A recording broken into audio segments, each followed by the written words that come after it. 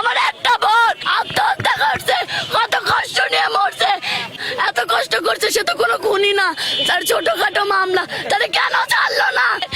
আমার আপনারা কেমন, তার সে তো খুনি না, সে তো খুনি না, তারপরে এইভাবে জেলে কেন আটকে রাখছে তারে?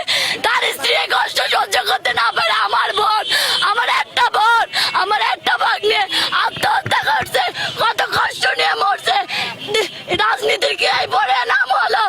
এত এত কষ্ট করছে, সে তো কোনো খুনি না, তার ছোটখাটো মামলা, তাহলে কেন ছাড়লো না?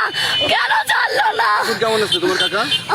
কে আমার ভাইয়া, তার আমি দুলো ভাই না, আমার নিজের ভাইয়ের চোখে দেখতাম, সে তার কোনোদিন কাঁদতে দেখিনি। লাস্ট 11 মাস আগে সে অ্যারেস্ট হয়েছিল গোপালগঞ্জ থেকে। অ্যারেস্ট হওয়ার পরে আমার ভাস্তি, ওর ওয়াইফ, ও সবসময় ডিপ্রেশনে থাকতো, হতাশাগ্রস্ত থাকতো। কারণ ওরা চাইতো যে জামিন হোক, বা ওরা চেষ্টা করতো জামিনের জন্য, কিন্তু কোনোভাবেই জামিন হইতো না। ও অনেকটা ডিপ্রেশন এবং হতাশাগ্রস্ত ছিল, যার কারণে তো সে গতকালকে দুপুরে আমরা তার লাশ ঝুলন্ত অবস্থায় পাই ফ্যানের সাথে, এবং তার বাচ্চা পানির মধ্যে চুবানো অবস্থায় ছিল।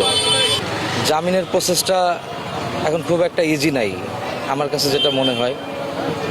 এটা হয়তো সরকার দেখবে বা প্রশাসন দেখবে কিভাবে কি করা যায়। কালকে আমরা আবেদন করছিলাম, তো আমাদেরকে কোনোভাবে আর কি ফেরোলে বাইকে মুক্তি দেওয়া হয়নি। তারা বলছে যে এখানে নিয়ে আসতে হবে, এবং আমরাও কিছু সংখ্যক লোক আসছিলাম, আমরা তার ভাই, যে তার সাথে দেখা করব, যে তার এই যে ক্লান্তি লগ্নে তার ফ্যামিলিটাই নাই, তো আমাদের দেখলে হয়তো বা একটু ভালো লাগবে, কিন্তু কিছু সংখ্যক 3 থেকে 4 জন লিমিট লোক নেওয়া হয়েছে।